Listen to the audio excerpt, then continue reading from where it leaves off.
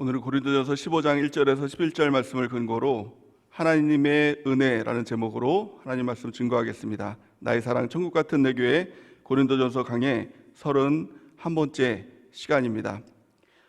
교회는 하나님의 능력이 있고 교회는 만물을 충만하게 하시는 이의 충만함이 있는 줄 믿습니다. 우리가 교회를 통해서 하나님 나라를 경험하고 또 교회를 통해서 천국 같은 내 교회를 우리가 만나는 것입니다.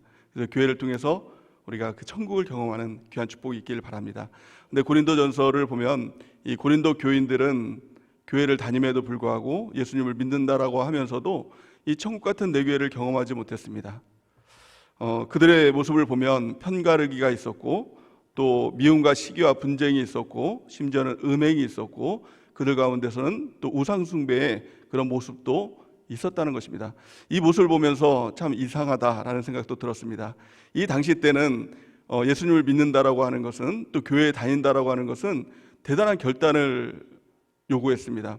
많은 박해가 있었고 핍박이 있었습니다. 그러니까 예수님을 믿음으로 말미암아 많은 것을 포기해야 했습니다.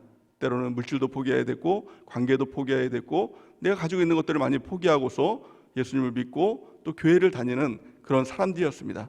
그럼에도 불구하고 그들은 천국을 경험하지 못하고 그들 안에는 여전히 세상의 모습이 있었다는 것입니다. 고린도 전서 이 말씀을 보면 사도 바울이 이 문제를 발견하고 또 그들의 왜 그런 모습들이 나타나고 있는가 그것들을 진단하고 어떻게 그것들을 해결해 나갈까 처방전을 주고 있는 말씀이 바로 이 고린도 전서와 또 후서의 말씀입니다. 이 말씀은 고린도 교회의 문제뿐만이 아니라 지금 이 시대를 살고 있는 우리의 모습일 수도 있습니다. 우리가 예수님을 믿는 것 그것은 보통 일이 아닙니다. 그냥 교회 나온다 그런 것은 없는 것입니다.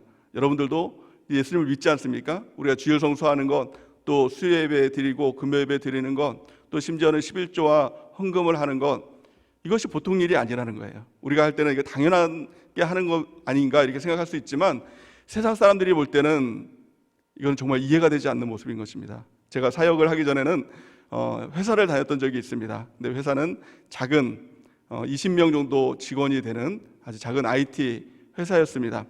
근데 그 회사는 아무도 예수님을 믿는 사람이 없었어요. 저만 이제 예수님을 믿었죠. 그래서 주일날도 이제 근무를 하고 또 이제 그런 일들이 있었는데 어느 날 이제 제가 주일날 근무하게 된 날이 이제 생긴 겁니다.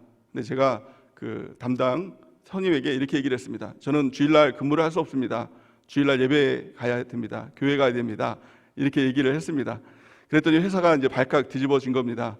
신입사원인데 이제 근무를 못 서겠다고 하니까 보고가 이제 위에 올라간 겁니다. 그래서 그 보고선이 상무에까지 올라간 거예요. 상무님이 저를 불렀습니다. 그러고 나서 이런 저런 얘기 막 이렇게 얘기를 하더라고요. 그러니까 보니까 이제 직접적으로 얘기하지 않는 거 보니까 얘는 일단 꼴통이다 이렇게 생각하면서 관심사병에 대해서는 또 여러 가지 또 주변에 대해서 얘기를 또 묻지 않습니까? 아버지는 뭐 하시냐? 또 뭐 환경은 어떠냐? 그런 것들을 이제 묻기 시작하더니 듣기로는 이제 주일날 근무를 못 하겠다고 하는데 그 말이 사실이냐고 이렇게 물어보더라고요. 그래서 맞다고 주일날은 교회 가야 된다고 이렇게 답변을 드렸습니다. 그랬더니 이렇게 물어봅니다. 그러면 너는 1년 동안 한 번도 너 주일 빠지지 않냐? 그렇게 물어보는 겁니다. 그래서 당연히 1년에 한 번도 저는 주일날 빠지지 않고 계속 주일날 예배를 드리러 갑니다. 이렇게 답변을 했습니다. 그랬더니 또 이렇게 물어보는 겁니다. 그럼 너 앞으로 평생 한 번도 너 주일날 안 빠지고 계속 교회 갈 거야? 이렇게 물어봅니다. 그래서 제가 네 그렇습니다. 저는 한 번도 안 빠지고 당연한 거 아니에요? 한 번도 안 빠지고 교회 갈 겁니다. 라고 했더니 이 상무님이 딱 한마디 하더라고요. 미쳤네. 나가보라고 이렇게 얘기를 하더라고요. 우리는 주일 성수하는 거 너무나 당연하다고 생각하지만 세상 사람들이 보는 관점에서 보면 정말 예수에 미친 사람인 거예요. 주일날 세상 사람들은 얼마나 많은 일들을 합니까? 또 쉬기도 하고 힐링도 하기도 하고 자기 개발도 하고 또 여러 가지 일들을 하지 않습니까? 근데 우리는 주일날 예수님을 위해서 그 시간을 바치고 온전하게 그 시간을 예수님께 드리는 사람인 것입니다. 세상 사람들이 볼 때는 이해가 안 되는 것입니다. 거기에다가 또 우리는 수예배도 드리고 금요예배도 드리지 않습니까? 뿐만이 아니라 세상 사람들이 이해하지 못하는 거 11조 10분의 1 내가 본 수입에서 그것들을 하나님께 드리는 거예요. 세상 사람들이 볼 때는 정말 대단한 사람들인 것이죠. 우리의 모습이요. 이해가 안 되는 사람인 것입니다. 그러니까 예수님 믿는다는 것은 정말 보통 일이 아닌 것입니다. 결단하고 또 하나님께 시간을 드리고 물질을 드리고 몸을 드리는 것, 그것이 우리의 모습 아닙니까? 근데 문제는 무엇입니까? 여전히 고린도 교인들과 같은 그 모습들이 있다는 거예요. 교회를 통해서 천국을 발견하지 못하는 것, 교회를 통해서 하나님 나라를 누리지 못하는 것, 또한 우리 모습들 가운데는 여전히 세상의 모습들이 있고 미움과 시기와 다툼이 있고 편가르기가 있고 또 심지어는 음행과 또 우상 숭배의 모습들이 여전히 우리 가운데 있다라는 것입니다. 왜 그럴까요? 사도 바울은 그 문제에 대해서 진단하면서 한마디로 이렇게 얘기를 합니다. 고린도전서 3장 1절 우리 같이 한번 읽어볼까요? 시작. 형제들아, 내가 신령한 자들을 대함과 같이 너희에게 할 수 없어서 육신에 속한 자 곧 그리스도 안에서 어린아이들을 대함과 같이 하노라. 아멘. 또 3절 말씀 고린도전서 3장 3절 같이 한번 읽어보겠습니다. 시작.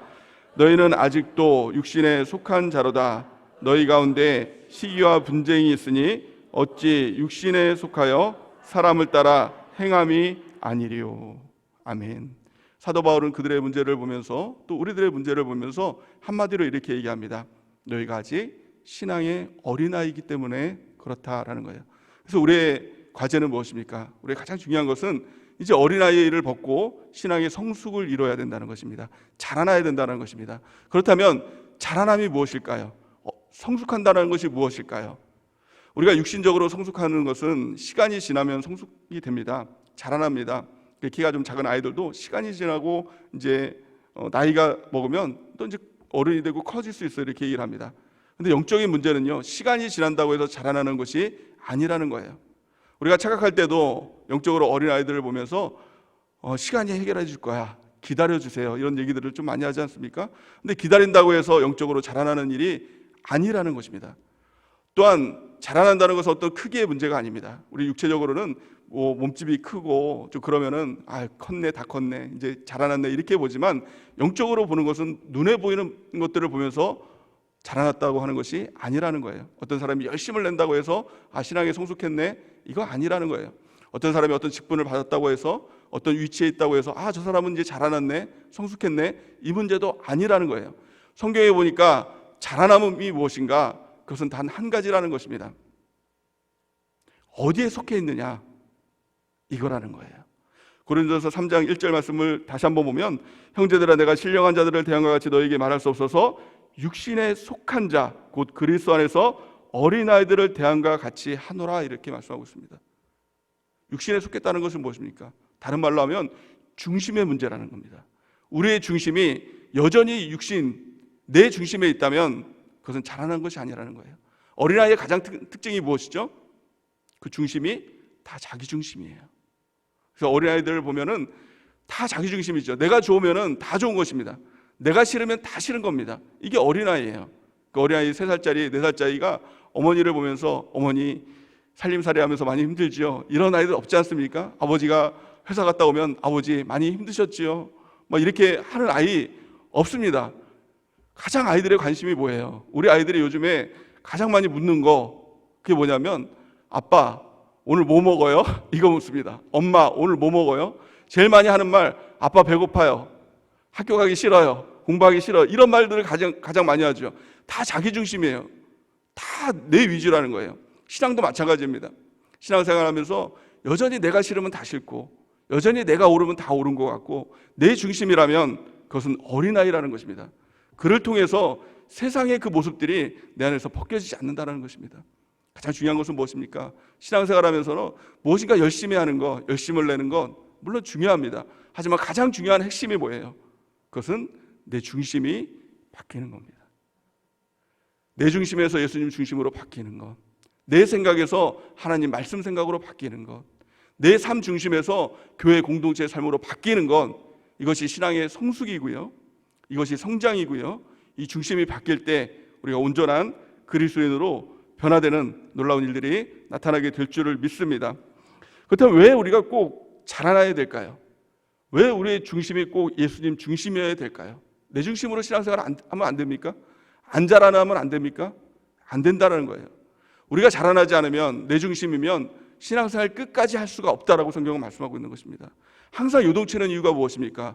그 이유는 단 한 가지죠.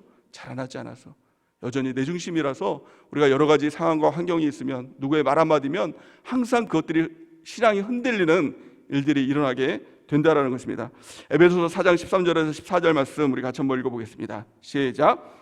우리가 다 하나님의 아들을 믿는 것과 아는 일에 하나가 되어 온전한 사람을 이루어 그리스도의 장성한 분량이 충만한 데까지 이르리니, 이는 우리가 이제부터 어린아이가 되지 아니하여 사람의 속임수와 간사한 유혹에 빠져 온갖 교훈의 풍조에 밀려 요동하지 않게 하려 함이니라. 아멘. 14절에 보면 뭐라고 말씀하고 있어요? 어린아이가 되지 아니하면, 어린아이의 특징, 사람의 속임수, 간사한 유혹에 빠져서 온갖 교훈의 풍조에서 밀려서 항상 요동하는 거예요. 신앙생활이 누가 이런 말하면 또 이런 여기에 흔들리고, 누가 저런 말하면 또 저기에 흔들리고, 또 일과 사건들 앞에서 내 신앙 자체가 왔다 갔다 하는 건, 이것이 바로 어린아이의 특징이라는 것입니다. 우리가 신앙이 장성하면, 우리의 중심이 옮겨지면 흔들리지 않는 신앙이 되는 것입니다. 누가 뭐라고 하던, 그 어떤 일들이 있던 우리의 믿음이 흔들리지 않는 믿음으로 살아가게 된다는 것입니다. 그 믿음은 내 믿음이 아니라, 내 중심의 믿음이 아니라 바로 예수님의 그 믿음이라고 성경은 말씀하고 있습니다. 바울은 우리가 어떤 사람이냐, 우리가 어떤 존재냐, 그것을 말씀하고 있는데요. 고린도전서 1장 30절 말씀 우리 같이 한번 읽어보겠습니다. 시작. 너희는 하나님으로부터 나서 그리스도 예수 안에 있고, 예수는 하나님으로부터 나와서 우리의 지혜와 의로움과 거룩함과 구원함이 되셨으니. 아멘. 우리는 어떤 존재입니까? 하나님으로부터 나와서 예수 그리스도 안에 있는 존재라는 거예요. 중요한 게 뭡니까? 그 중심 안에 있는 것. 무엇보다도 중요한 것은 예수 그리스도 안에 있는 것. 이것이 중요한 것입니다. 그럴 때부터 어떤 일들이 일어납니까? 예수는 하나님으로부터 나와서 우리의 지혜가 되시고, 의로움이 되시고, 거룩함이 되시고, 구원함이 되신다는 것입니다. 그 신앙생활, 우리가 그 주님 안에 들어가면 그때부터는 내가 나오는 것이 아니라 내 안에 계신 예수님이 나와서 나의 의로움과 거룩함과 구원함의 역사가, 지혜로움의 역사가 나타나게 될 줄을 믿습니다. 우리가 주님 안에 들어가면 그 주님의 능력이 나타나는 것입니다. 우리의 삶 가운데 참 놀라운 주님의 은혜와 능력이 우리를 통해서 나타나게 될 줄을 믿습니다. 반대로 우리가 주님 안에 거하지 아니하면 신앙생활 아무리 오래 했다 할지라도, 아무리 열심히 하는 것 같다 할지라도 아무것도 아닌 존재가 된다라고 성경은 말씀하고 있는 것입니다. 요한복음 15장 6절 말씀 같이 한번 읽어보겠습니다. 시작. 사람이 내 안에 거하지 아니하면 가지처럼 밖에 버려져 마르나니 사람들이 그것을 모아다가 불에 던져 사르느니라. 아멘. 주님 안에 거하지 아니하면, 우리가 예수를 믿는다라고 하면서도, 교회를 다닌다라고 하면서도 정말 아무것도 아닌 사람이 되는 것입니다. 이 모습이 지금 많은 그리스도인의 모습이 아닙니까? 교회는 다니는데, 예수님은 믿는데 세상 사람들이 아무것도 아닌 취급하는 거예요. 그냥 뭐 하다가 그냥 불에 살라버리면 되는 존재로 여겨버리는 이 시대가 바로 지금 이 시대가 아니냐는 것입니다. 우리가 주님 안에 거할 때 주님의 능력이 나타납니다. 누구도 우리를 함부로 할 수 없는 하나님의 능력이 우리 안에 나타나게 될 줄을 믿습니다. 요한복음 15장 7절 말씀 같이 한번 읽어보겠습니다. 시작.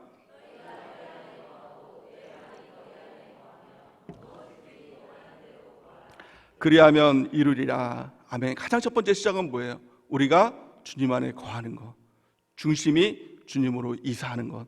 그럴 때 하나님의 놀라운 능력이 나타나는데요, 그것이 무엇이냐? 하나님의 말씀이 우리 가운데 거하는 놀라운 능력이 나타나게 되는 것입니다.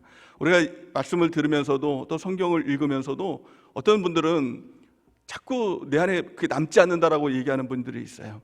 말씀을 들어도 자꾸 까먹는다라고 이야기하는 분들이 있어요.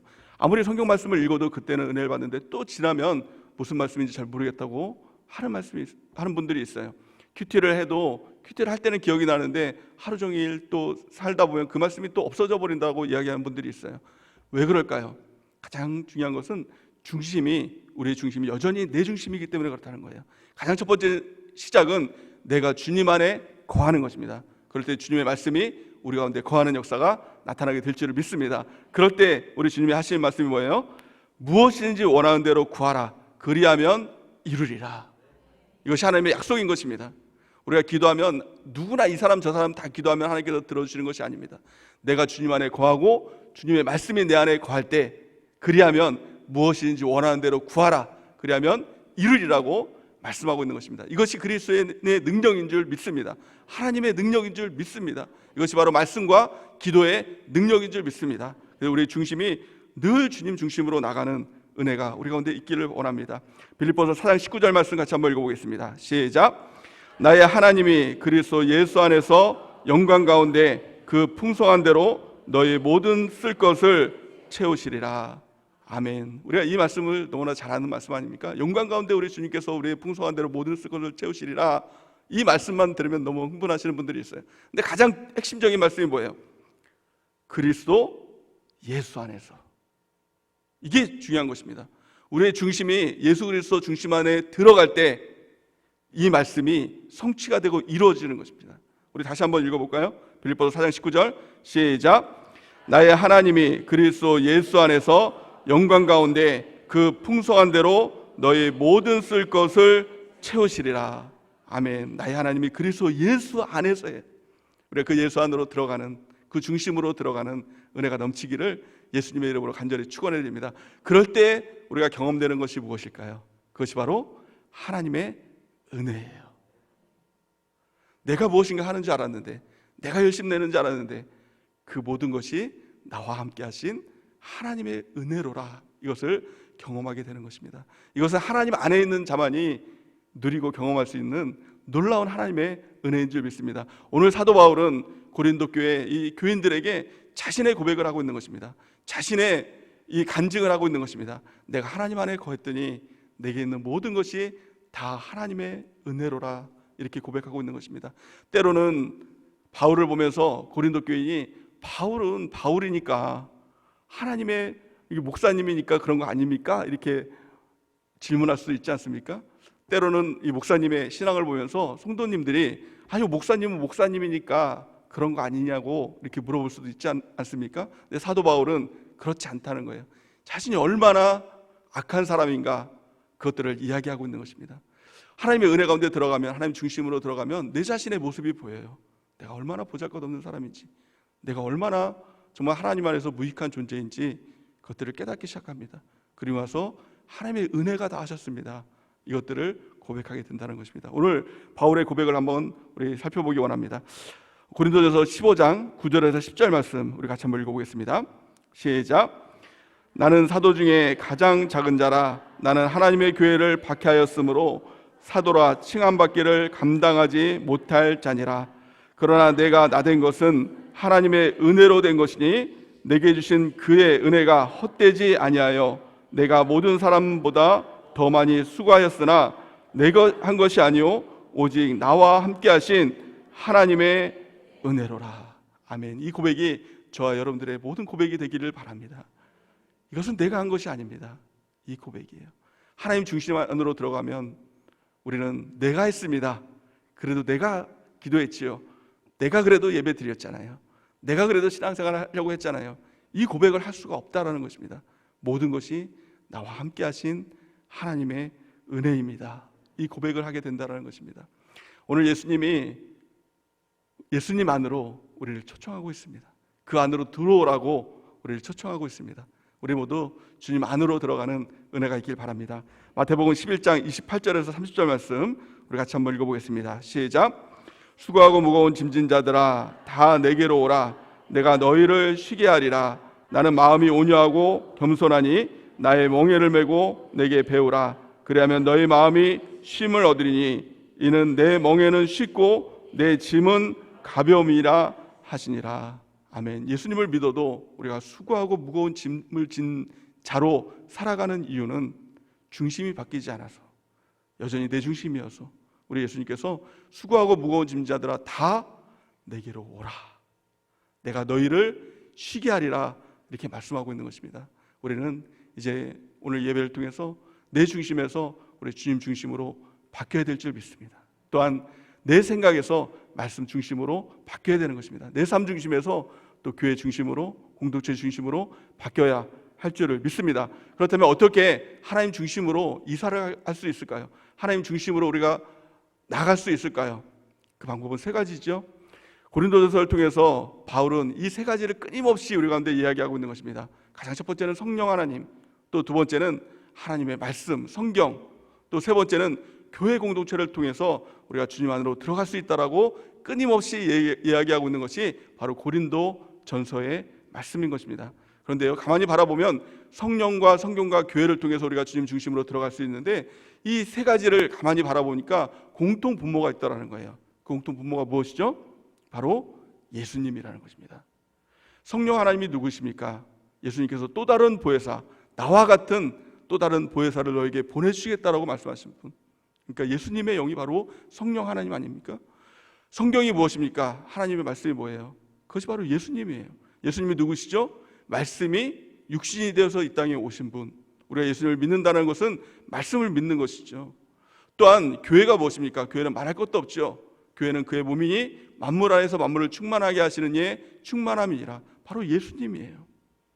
우리가 주님 중심으로 나갈 때 함께하는 분이 바로 예수님이에요. 예수님이 그래서 복음이라는 것입니다. 오늘 성경은 그것에 대해서 이야기하고 있어요. 모든 것을 예수님이 하신다, 이것이 복음이라고 말씀하고 있는데요, 고린도 후서 15장 1절에서 2절 말씀에 보니까 사도 바울은 복음에 대해서 설명을 하고 있습니다. 우리 같이 한번 읽어보겠습니다. 시작.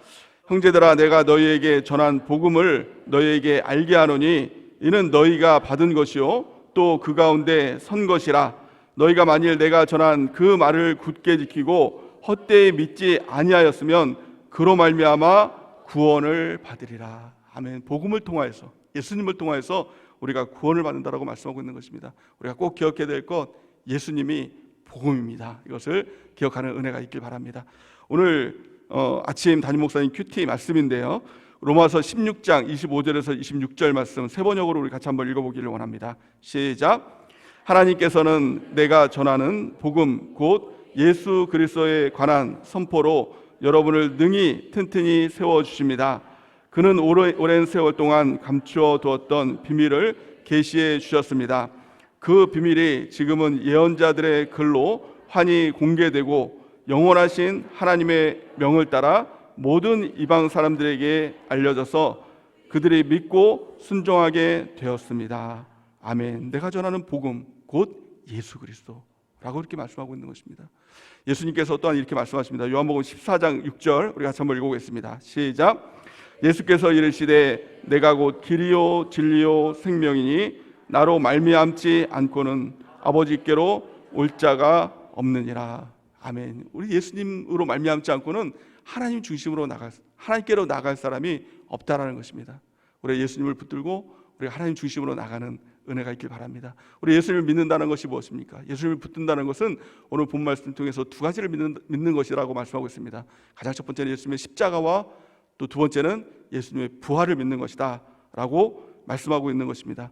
이것들을 경험하는 것, 또 이것들을 만나는 것, 십자가를 만나고 부활을 만나는 것, 그것이 복음의 역사이고 또 그를 통해서 우리가 예수님 중심으로 나가게 될 줄을 믿습니다. 오늘 본 말씀은 십자가와 부활에 대해서 자세하게 설명을 해주고 있습니다. 우리 3절, 본 말씀 3절에서 8절 말씀을 같이 한번 읽어보기를 원합니다. 시작. 내가 받은 것을 먼저 너희에게 전하였노니 장사 지낸 바 되셨다가 성경대로 사흘 만에 다시 살아나사 게바에게 보이시고 후에 12 제자에게와 그 후에 야고보에게 보이셨으며 그 후에 모든 사도에게와 맨 나중에 만삭되지 못하여 난 자와 같은 내게도 보이셨느니라. 아멘. 오늘 본 말씀 보니까 성경대로 그리스도께서 우리 죄를 위하여 죽으셨다. 또 장사 지낸 바 되셨다가 성경대로 사흘 만에 다시 살아나시고 500명의 제자들에게 그 모습들을 보이셨다라는 거예요. 그 십자가와 부활의 사건은 부인할 수 없는 이 실제적인 사건이다라는 것을 말씀하고 있는 것입니다. 우리가 십자가를 통해서 부활을 통해서 우리가 구원받게 되었다는 것입니다. 예수님의 십자가를 통해서 우리의 모든 죄악들이 사해지고 우리가 세상 이 종살이에서 하나님 나라 백성으로 바뀐 것입니다. 죄와 저주와 가난은 끊어지고 하나님의 축복받는 자로 우리가 변화됐다는 것, 이것을 믿는 은혜가 있기를 예수님의 이름으로 간절히 축원해 드립니다. 또한 뿐만이 아니라 예수님의 십자가와 부활은 2000년 전에 예수님께서 다 죽으시고 부활하심으로 끝난 사건이 아니라 지금도 우리에게 진행되는 사건이라는 것을 말씀하고 있는 것입니다. 십자가와 부활이 무엇입니까? 다른 말로 말하면 죽음 또한 생명, 이것이 바로 십자가와 부활인 것입니다. 우리 안에서 십자가와 부활이 경험된다는 것이 무엇입니까? 그것은 내가 예수님과 함께 십자가에 달려 죽었다라는 것, 또한 내가 예수님과 함께 부활, 예수님과 더불어 다시 살아났다는 것, 이것을 믿는 것입니다. 로마서 6장 11절 말씀을 우리가 같이 한번 읽어보겠습니다. 시작. 이와 같이 너희도 너희 자신을 죄에 대하여는 죽은 자요 그리스도 예수 안에서 하나님께 대하여는 살아있는 자로 여길지어다. 아멘. 우리가 십자가를 통해서 우리 자신, 모든 죄악을 지은 우리 자신은 이미 죽은 것입니다. 또한 부활을 통해서 우리는 예수님과 함께 새로운 생명을 가진 자라는 것입니다. 이걸 경험한다면, 이것을 깨달았다면 우리는 갈라디아서 2장 20절 말씀, 올해 약속의 말씀 아닙니까? 이 말씀대로 고백할 수밖에 없다는 것입니다. 우리 갈라디아서 2장 20절 말씀 같이 한번 읽어보겠습니다. 시작. 내가 그리스도와 함께 십자가에 못 박혔나니 그런즉 이제는 내가 사는 것이 아니요 오직 내 안에 그리스도께서 사시는 것이라. 이제 내가 육체 가운데 사는 것은 나를 사랑하사 나를 위하여 자기 자신을 버리신 하나님의 아들을 믿는 믿음 안에서 사는 것이라. 아멘. 이 고백이 저와 여러분들에게 평생 우리가 끊이지 않는 은혜가 있길 바랍니다. 나는 예수님과 함께, 예수님이 십자가에 달려 돌아가실 때 나는 죽은 존재입니다. 이것을 믿는 것입니다. 또한 예수님과 함께 나는 다시 살았습니다. 내 안에 부활하신 예수님이 다시 내 안에 사십니다라는 것을 우리가 고백하는 것입니다. 부활이 무엇입니까? 부활은 예수님이 사신 것입니다. 영원히 사시는 것입니다. 누구와 함께요? 나와 함께 영원히 사는 것, 그 부활의 예수님이 우리 가운데 함께 있는 것, 이것이 진정한 하나님의 은혜인 것을 우리가 깨닫는 은혜가 있기 바랍니다. 예수님께서 승천하기 전에 제 아들에게 분명히 이렇게 약속을 하셨습니다. 마태복음 28장 20절 하반절 말씀에 보니까 우리 같이 한번 읽어볼까요? 시작. 볼지어다 내가 세상 끝날까지 너희와 항상 함께 있으리라. 아멘. 이 부활의 예수님이 우리와 항상 함께 있는 것입니다. 그럼을 통해서 우리가 주님 안에 들어가면 이 부활의 예수님을 경험하고 그 주님과 동행하는 삶을 통해서 우리의 삶 가운데 참 놀라운 하나님의 능력이 나타나게 될 줄을 믿습니다. 우리가 십자가와 부활을 경험한 우리가 이제는 어떻게 살아야 할까요? 우리가 살아야 될 목표는 단 한 가지입니다. 이제는 나를 위해 사는 것이 아니라 예수님을 위해 사는 것입니다. 살아도 예수님을 위해 살고 죽어도 예수님을 위해 죽는 것, 이것이 예수님께서 십자가를 지시고 돌아가신 이유이고 또 부활하신 이유가 된다라고 성경은 말씀하고 있는 것입니다. 로마서 14장 7절에서 9절 말씀 우리 같이 한번 읽어보겠습니다. 시작. 우리 중에 누구든지 자기를 위하여 사는 자가 없고 자기를 위하여 죽는 자도 없도다. 우리가 살아도 주를 위하여 살고 죽어도 주를 위하여 죽나니 그러므로 사나 죽으나 우리가 주의 것이로다. 이를 위하여 그리스도께서 죽었다가 다시 살아나셨으니 곧 죽은 자와 산 자의 주가 되려 하려 하심이니라. 아멘. 이제 우리가 주를 위해 살아가는 은혜가 있길 바랍니다. 이것이 하나님의 은혜이고 또 그 은혜를 경험할 때 우리가 그 놀라운 은혜 가운데 이제는 내가 하는 것이 아니라 주님께서 하십니다. 이 고백 가운데 나가게 될 줄을 믿습니다. 우리가 주님의 그 은혜를 경험했다고 하더라도 우리의 삶 가운데는 항상 좋은 일만 있지는 않습니다. 때로는 힘든 일도 있고 어려운 일도 있습니다. 그럼에도 불구하고 하나님의 은혜는 사라지는 것이 아닙니다. 그 하나님의 은혜가 무엇입니까? 하나님이 우리와 함께 하신다는 것입니다. 이것보다 더 큰 하나님의 은혜는 없는 것입니다. 그 하나님께서 이렇게 말씀하십니다. 내가 세상을 이겼다. 그러니까 너희는 담대하라. 이렇게 말씀하고 있는 것입니다. 하나님이 우리와 함께하면 두려울 것이 뭐가 있습니까? 우리 가운데 어려운 일, 힘든 일, 그게 정말 어려운 일, 힘든 일일까요? 하나님께서 하시는데 우리가 그 하나님을 바라보면서 하나님을 의지하면서 담대히 승리하며 나가는 은혜가 있길 바랍니다. 요한복음 16장 33절 말씀 우리 같이 한번 읽어보겠습니다. 시작. 이것을 너희에게 이르는 것은 너희로 내 안에서 평안을 누리게 함이니라. 세상에선 너희가 환난을 당하나 담대하라. 내가 세상을 이기었노라. 아멘. 우리 앞에는 이제는 주님이 우리와 함께 하심을 통해서 아주 평탄대로만 펼쳐져 있는 것이 아니라 환난이 기다리고 있고 또 핍박이 기다리고 있고 또 고난이 기다리고 있고 어려운 일들도 기다리고 있습니다. 하지만 하나님의 은혜는 무엇입니까? 어려운 일이 없는 것, 핍박이 없는 것, 고난이 없는 것이 하나님의 은혜가 아니라 우리 부활의 예수님이 우리와 함께 하신 것이 하나님의 은혜인 것입니다. 어린아이가 아버지의 손을 붙잡고 가면 두려울 것이 없지 않습니까? 우리의 삶은요, 우리 주님의 손을 붙잡고 이 땅을 살아가는 것입니다. 그리고 하나님, 나는 예수님의 십자가와 함께 나는 죽은 존재입니다. 이제는 내 안에 예수님이 사십니다. 부활하신 예수님이 사십니다. 이 고백들 가운데 나갈 때 하나님의 은혜가 우리 가운데서 풍성하게 거하는 귀한 축복이 우리 가운데 있게 될 줄 믿습니다. 우리 신앙생활 가장 중요한 한 가지는 중심 바꾸기예요. 그래서 사도 바울은 심지어 이렇게 얘기합니다. 나는 날마다 죽노라. 무슨 말입니까? 나는 날마다 십자가를 의지한다는 거예요. 날마다 십자가를 의지하고 내가 죽을 때 부활하신 예수님이 내 안에 사신다라는 것을 고백하고 있는 것입니다. 여러분들은 날마다 십자가를 의지하고 죽고 계신가요?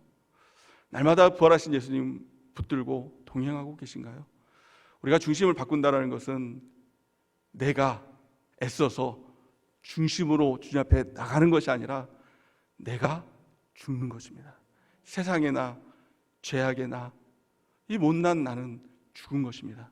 그리고 예수님의 십자가를 통해서, 부활을 통해서 이제는 내 안에 예수님이 사신다, 이 고백으로 주님과 동행하며 나갈 때 우리 모두 바울이 고백했던 것처럼 나의 나 된 것은 나와 함께 하신 하나님의 은혜로라, 이 고백들 가운데 이렇게 나가게 될 줄을 믿습니다. 그 은혜를 경험하고 우리가 주님의 하나님 나라를 경험하고 교회를 통해서 천국 같은 내 교회, 이것들을 경험하는 놀라운 은혜가 넘치기를 예수님의 이름으로 간절히 축원해 드립니다.